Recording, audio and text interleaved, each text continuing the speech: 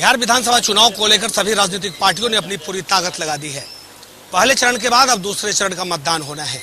हालांकि पहले चरण के मतदान में ज्यादा वक्त नहीं है, कुछ घंटों का फासला है और उसके बाद दूसरे चरण का मतदान 3 नवंबर को है। लेकिन अभी हम रून्नीसैदपुर विधानसभा क्षेत्र में हैं और रून्नीसैदपुर विधानसभा क्षेत्र के एक ऐसे लोकप्रिय प्रत्याशी से आपको हम रूबरू करा रहे हैं, पंकज कुमार मिश्र, की लगातार जनता के बीच बने रहे और जनता के सुख दुख में हर वक्त उनके कंधों में कंधे मिलाकर चलने वाला प्रत्याशी आज जनता दल यूनाइटेड यानी एनडीए के प्रत्याशी है। इनसे हम जानने की कोशिश करेंगे कि कौन ऐसी पहली प्राथमिकता आपकी होगी। सर, कशिश न्यूज में आपका स्वागत है। पहली प्राथमिकता। कशिश न्यूज को बहुत बहुत धन्यवाद। और पहली प्राथमिकता हमारी होगी कि सबसे पहले स्वास्थ्य, सड़क और बिजली और पानी, ये 4 मेरी पहली प्राथमिकता है।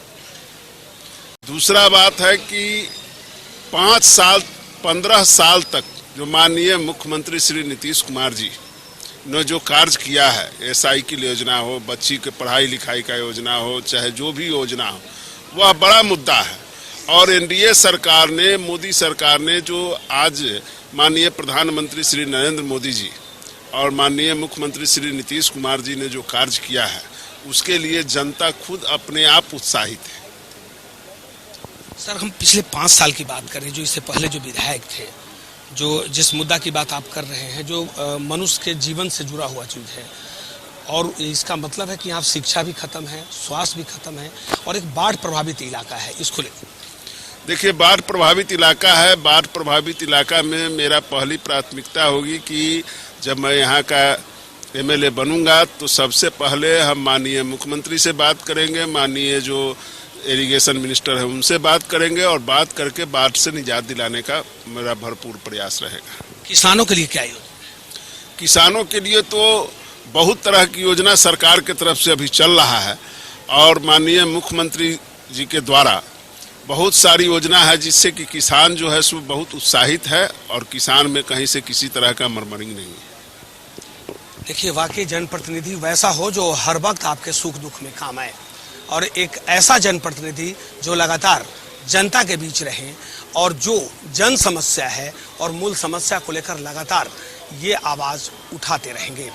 अगर यहाँ की जनता इन्हें सिरमौर बनाती है यानी विधायक बनाकर भेजती है तो वाकई इस विधानसभा क्षेत्र का चौमुखी विकास होगा। बिहार विधानसभा चुनाव में सभी राजनीतिक पार्टियों ने अपनी पूरी ताकत लगा दी है, लेकिन अभी हम जिस विधानसभा क्षेत्र में हैं, वाकई माता जानकी का जन्म स्थली है और माता जानकी के जन्म स्थली से जो प्रत्याशी हमारे साथ है मुन्नी बबन सिंह, वाकई ये वो प्रत्याशी कि अपने जब विधानसभा क्षेत्र के हर व्यक्ति तक पहुंचने का वादा करने वाला, इनके सुख और दुख में हर वक्त साथ रहने वाला, उस प्रत्याशी से सीधे रूबरू कराते हैं।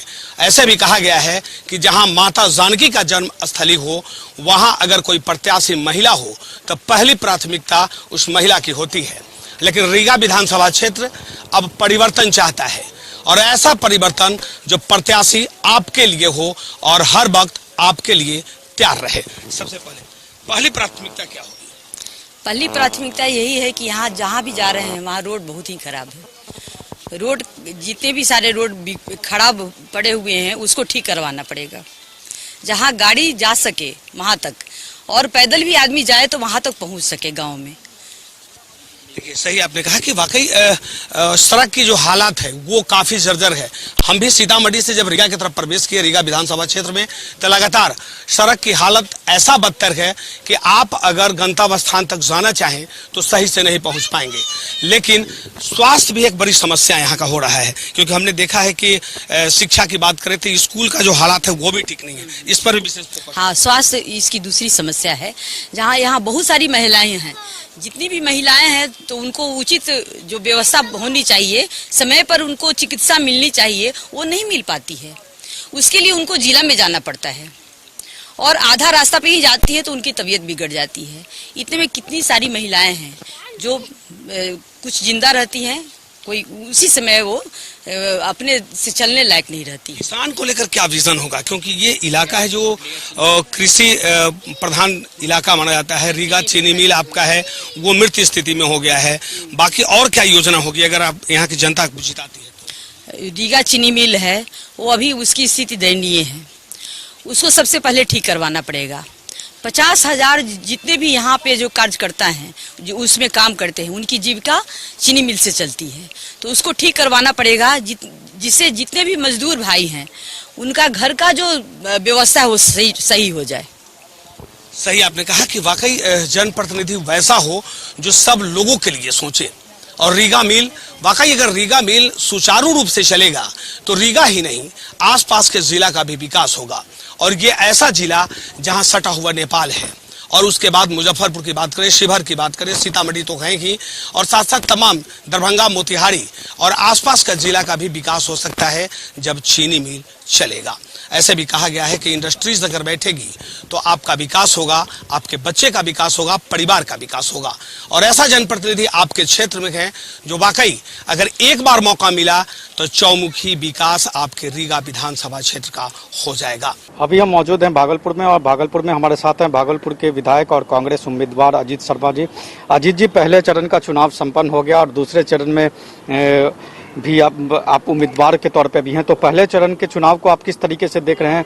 इससे पहले चरण के चुनाव के बाद आपकी और आपकी पार्टी की गठबंधन की राह आसान हुई या मुश्किल लग रही है थोड़ी सी? आश्चर्य है कि आप लोग ये सवाल पूछते हैं। पूरा बिहार की जनता और पूरा बिहार की मीडिया, देश की मीडिया जान चुकी है कल जो चुनाव हुआ है ये महागठबंधन के पक्ष में हुआ है। और आपको बता दें 75% सीट सर्वे बता रहा है, हम लोग को भी जो रिपोर्ट है 75% सीट जो चुनाव हुए हैं उसमें महागठबंधन सीट जीतने जा रहा है, जिसमें कि राजद और ये कांग्रेस और सीपीआई मिला के हम लोग को लगता है कि 75% सीट हम लोग जीत रहे हैं। कोई लड़ाई नहीं है। एनडीए का एक घटक है एलजेपी और जेडीयू के बीच भी लड़ाई चल रही है। कहीं ऐसा तो नहीं है कि इन दोनों के बीच की लड़ाई में जो महागठबंधन को फायदा हो रहा है या महागठबंधन की एक अपनी लहर चल रही है? सर, जो कल चुनाव हुआ है ना उसमें एक भी सीट जदयू और लोजपा को नहीं मिल रहा है, आपको बता दें। और आगे भी जो चुनाव होगा कोई सीट वो लोग जीतने नहीं जा रहे हैं। चूंकि देखिए 15 वर्ष में माननीय नीतीश कुमार मुख्यमंत्री जो रहे हैं, सचमुच वो तो काम करना चाहते थे, मुझे भी लगता था कभी कभी देख के, लेकिन उनके अधीनस्थ पदाधिकारी कोई उनकी निर्देश को पालन नहीं किया, जिसके चलते उनको खामियाजा भुगतना पड़ रहा है। और आपको बता दें कि आगे आने वाले में से 2/3 बहुमत तो छोड़िए, अब तो हम ये कहेंगे ऊपर से महागठबंधन की सरकार बन रही है। इसमें कोई दूसरी बात सोचने का नहीं है। जनता इस बार मन बना चुकी है। क्या आपको लगता है कि क्या और कमी रह गई है जो आपको पूरा करना है इस 2-3 दिनों के प्रचार अभियान में? सर, ये चुनाव एक्चुअली ये जो वोट है ना इस बार सिर्फ वोट विधायक बनाने का नहीं है। यह वोट एक एक व्यक्ति देगा बिहार की दिशा और दशा बदलने के लिए, रोजगार के लिए, आपको शिक्षा को सुदृढ़ करने के लिए, स्वास्थ्य व्यवस्था को सुदृढ़ करने के लिए। इस बार वोट अलग है, इसलिए एक एक वोट महागठबंधन को पड़ेगा। जहां राजद के प्रत्याशी होंगे उनको वोट देगा, जहां सीपीआई के होंगे उनको वोट देगा, जहां कांग्रेस के, सबको वोट देगा। इस बार जनता ने मन बना लिया है कि 15 साल वो ठगे गए हैं, किसी को रोजगार नहीं मिला। और देखिए रोजगार बहुत जरूरी है। कोई भी माँ बाप अपने बच्चे को शिक्षित करता है रोजगार के लिए, काम के लिए। बिल्कुल बिहार में नहीं मिला। और कोरोना महामारी में जिस तरह से सब लोगों ने उसको, हमारे बच्चों को आने नहीं दिया घर वापस, वो सभी बहुत गुस्सा है। इसलिए इस बार कहीं कोई सवाल नहीं है। 2/3 से भी अधिक बहुमत से महागठबंधन की सरकार बनने जा रही है और जनता ही बनाएगी, क्योंकि जीत जनता की होगी, विकास की जीत होगी। हम लोग तो सिर्फ काम करने वाले सेवक रहेंगे। ऐसा चला कि ये चुनाव जो है विकास बनाम रोजगार की लड़ाई है, इस तरीके से ये लगा, तो आपको लग रहा है कि जनता जो है वो विकास के साथ रोजगार की तरफ बढ़ रही है? बिल्कुल। शिक्षा, स्वास्थ्य, बेरोजगारी, ये 3 मुख्य मुद्दा है। और तीनों मुख्य मुद्दा पर हमारे जो मुख्यमंत्री होने जा रहे हैं तेजस्वी यादव जी, और हम लोग भी जहां जहां हम लोग जा रहे हैं, 3 मुख्य मुद्दा। और आज आप भी सोचिए ना, आपके बच्चे को शिक्षा अच्छा नहीं मिले, क्या मतलब है जिंदगी का? स्वास्थ्य, अगर आप बीमार पड़े या बच्चे बीमार पड़े, उसको इलाज सही नहीं हुआ, क्या मतलब है जिंदगी का, क्या मतलब है सरकार का? और दूसरा रोजगार। बच्चे, माँ बाप जो है बच्चे को शिक्षित इसलिए कराते हैं, आगे बढ़ाते हैं कि उनको काम मिले और वो अपना परिवार चला सके। इसलिए 3 मुख्य मुद्दा है। तीनों में एनडीए की सरकार विफल रही है, इसलिए बिहार की पूरी जनता इस 3 मुद्दे पे महागठबंधन सरकार को बनाने का काम करेगा और हम लोग इसको सुदृढ़ करने का और बिल्कुल काम करने का काम करेंगे। ये थे अजीत शर्मा। इनका कहना है कि इस बार महागठबंधन इस प्रथम चरण के चुनाव के बाद 75% सीट जीतने की उम्मीद है और 3 मुद्दों को लेकर जनता वोट कर रही है और उसमें महागठबंधन को जरूर इस चुनाव में फायदा होगा।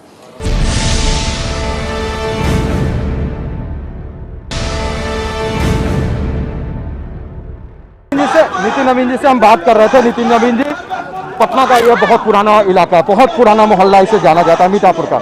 जल जमाव, हमने कीचड़ देखा, जल जमाव देखा, सड़कें नहीं हुआ करती थी, इन तमाम चीजों को आपने बदला। कितना सर और बदलाव की जरूरत है? देखिए, विकास जो है वो हमेशा संपूर्ण कभी नहीं हो सकता है। आपको हमेशा विकास को हमेशा निरंतर प्रक्रिया है और मेरा मानना है कि अभी हम लोगों ने जो काम किया है वो काम आगे भी अभी जारी रहेगा और हम लोगों ने जो विकास के काम किए हैं उसमें 80% कह सकते हैं, लेकिन अभी भी 15-20% नाला सड़क के बाद हम लोग बिजली के तारों को बदले हैं। घर घर पानी पहुंचाने का जो हमारा सपना था वो सपना भी हम लोग 80% इलाकों में अब 250 करोड़ की योजना से जलापूर्ति का पाइपलाइन का विस्तार हो रहा है। पटना के जो सीवरेज और ड्रेनेज को अलग करने की कल्पना थी वो 450 करोड़ की योजना से हम लोगों ने उस काम को शुरू कराया। अब आने वाले दिनों में पटना का ड्रेनेज और सीवरेज सब अलग होगा। तो एक मूलभूत समस्याएं थी, उससे हम लोगों ने निजात दिलाने में अभी लगा। अब इसके आगे की कड़ी में हम लोग आगे बढ़ने वाले हैं। अब पटना में गैस पाइपलाइन आ रहा है, यानी घर घर में हम लोग गैस पहुंचाएंगे। तो अभी पटना को एक अच्छे शहर के रूप में विकसित करने में हम लगे हैं। आज घर घर से कूड़ा उठ रहा है। आप समझ सकते हैं कि एक समय ऐसा था जो लोग कूड़ों के अंबार रहता था पटना में। आज पटना नगर निगम के द्वारा हर घर में कूड़ा उठाने का काम चल रहा है, हर घर से। और इसके बाद घर गलियों में LED लाइट लगे, जो अंधेरे में डूबा रहता था इलाका, आज वो रोशनी में बदल रहा है।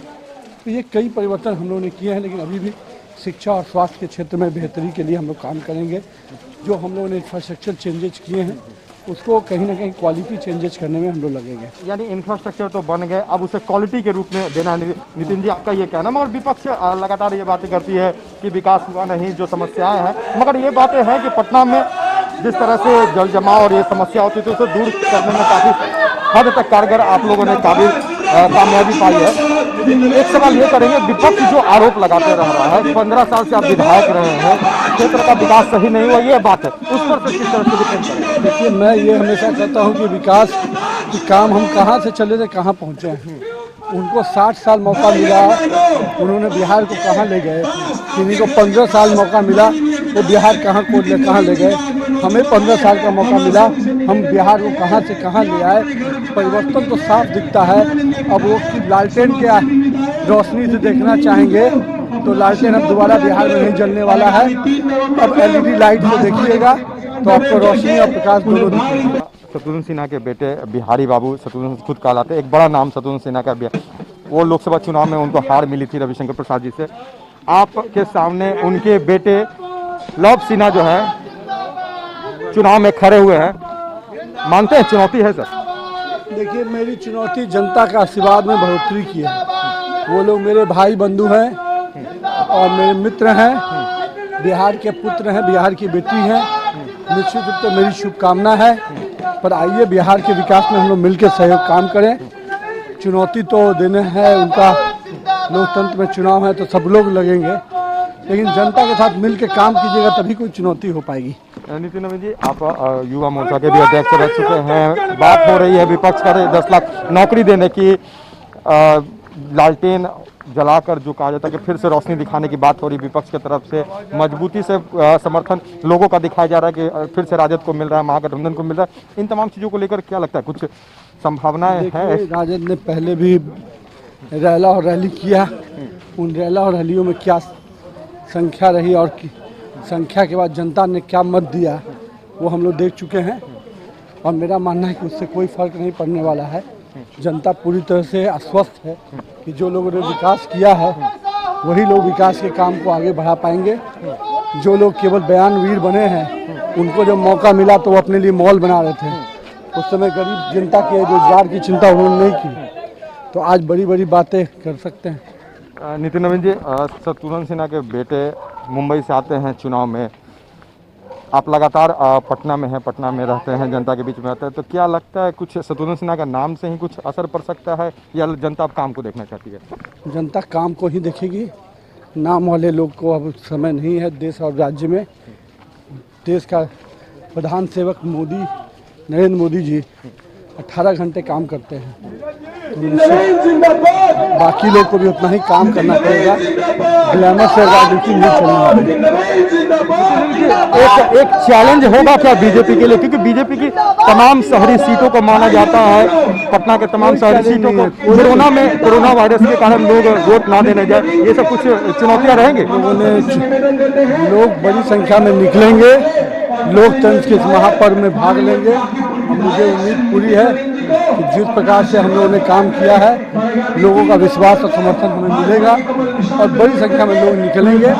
कल क्या ही आप चुनाव देखिएगा, लोगों का जनसलाब बूथों पर नजर आएगा। नितिन जी, एक सवाल क्षेत्र को लेकर कुछ हम आपसे कर लेते हैं कि अगर आप विधायक फिर से बनते हैं, लगातार 15 साल से हैं, मौका फिर से आपको जनता देती है, तो कार्य योजना क्या होगा? अगला कार्य की योजना किन किन क्षेत्रों में आप प्रमुखता से काम करेंगे? तो पहले मीठापुर के जो पुल है वो कंप्लीट की स्थिति में है, बहुत जल्द उसको शुरू कराना है।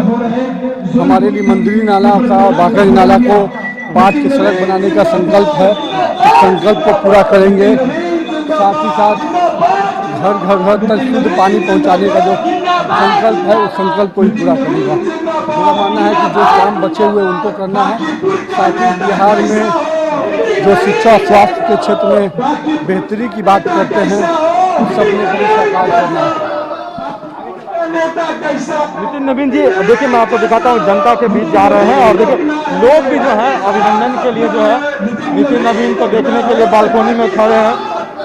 वोटिंग जो है 3 तारीख को है, वोट करना है। नितिन नवीन जी लगातार कैंपेन में लगे हुए, जनता से अपील कर रहे हैं, गलियों गलियों तक जा रहे हैं। चुनावी इस मैदान में इनके विपक्ष में जो है शत्रुघ्न सिन्हा के बेटे बिहारी बाबू खड़े हैं। बिहारी बाबू का नाम लेकर लव सिन्हा पहुंचे हैं, शत्रुघ्न सिन्हा का नाम लेकर पहुंचे, मगर नितिन नवीन का कहना है कि भले वो बात कुछ भी कर ले, आंकड़ों के साथ या कुछ दिखावा कर ले, मगर जो जमीनी हकीकत है, नितिन नवीन जनता के साथ है, जनता के मुद्दों पर काम करती है और जनता के विषय पर काम करने वाले को ही जो है जनता चुनेगी। बातें करने वाले लाख बातें कर ले, लाख दिखावा कर ले, मगर जनता जो है विकास को ही अपना मुद्दा बनाएगी। और इसी मुद्दे के साथ जो है चुनाव में बीजेपी जा रही है, नितिन नवीन जा रहे हैं और एनडीए जा रही है और जीत उन्हें ही मिलेगी।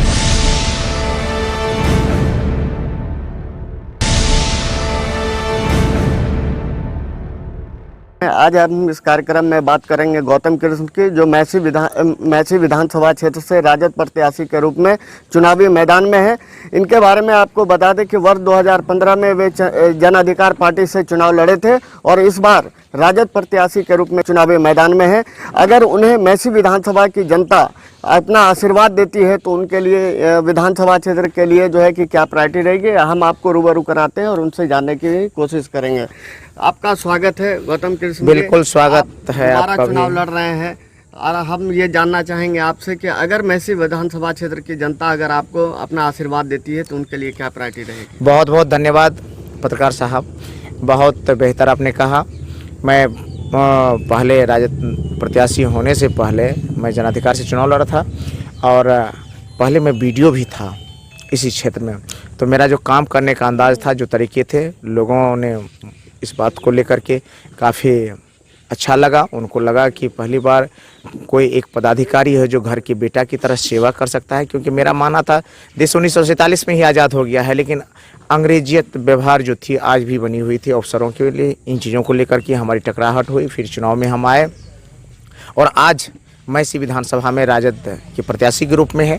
और जहाँ तक आपका सवाल है कि मेरी प्राथमिकता का क्या विषय है, तो मैं स्पष्ट रूप से बताना चाहता हूं आपके न्यूज़ चैनल के माध्यम से कि मैसी विधानसभा की भौगोलिक स्थिति ऐसी है कि यह सीधे सीधे दो भागों में बढ़ती है, क्योंकि मेसी विधानसभा के 15 पंचायतों से होकर के कोसी नदी बहती है, बांध का इलाका है और आज भी वहाँ जनजीवन को लेकर की समस्याएं हैं, रहने की समस्या है, तो विकास तो दूर की बात है।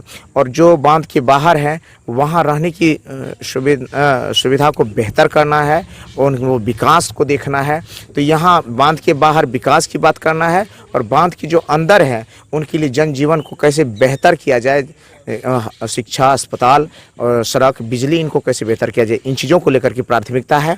और जो प्राथमिकता के मुद्दे हैं तो मैं कहूँगा अगर प्रखंड वाइज, क्योंकि हमारे यहाँ 39 पंचायत हैं और 3 ब्लॉक में स्थापित है ये हमारा विधानसभा, तो हम लोग 70 कटैया में सबसे बड़ी समस्या ये है कि जहाँ से विकास की सारी बातें संचालित होती है, प्रखंड भवन अभी तक वैसे भवन विहीन है, 2 कमरे के सामुदायिक भवन में चल रहा है। तो हमारी प्राथमिकता है कि अगर जनता के आशीर्वाद से सेवा करने का मौका मिला तो पहली प्राथमिकता होगा 70 कटैया के प्रखंड भवन का निर्माण करना और उसको स्थापित करना। नौहट्टा की बात करें तो नौहट्टा प्रखंड जो मेहसी विधानसभा में है, वहाँ चंद्रायन रेफरल हॉस्पिटल हो और जो नौहट्टा बाजार से बिहरा बाजार तक का रोड चौड़ीकरण है, इन चीज़ों को लेकर के काम करना है। फिर बिहरा बाजार से डिम्पल चौक होते जो सहरसा आती है, इसका चौड़ीकरण। फिर अगर मेहसी की बात करें, मेहसी प्रखंड की, तो वहाँ कंधा सूर्य मंदिर है, उसका पर्यटन स्थल के रूप में कैसे विकास किया जाए, वाटर लॉगिंग कैसे है, कोसी प्राधिकार एक बड़ा मुद्दा है हमारे लिए और इन चीज़ों को लेकर के हमने अपनी प्राथमिकता को पहले से ही स्पष्ट कर रखा है। और जब जनता ने सेवा करने का मौका अगर दिया, जैसा उनकी प्यार और आशीर्वाद से लग रहा है, तो निश्चित रूप से इन मुद्दाओं को लेकर के मैं काम करूंगा। भय, भूख और भ्रष्टाचार हमारे मुद्दा का विषय है। आपका सीधा टक्कर वहाँ जेडीयू प्रत्याशी से होने जा रहा है, इसको लेकर के क्या कुछ तैयारी है? सबसे पहले मैं तो कहूँगा, मैं अपने तरह से काम करता हूँ। अब मैं तो कहता हूँ कि मेरा टक्कर ही किसी से नहीं है, ये जनता जनार्दन से आप पूछ सकते हैं, उनसे राय ले सकते हैं।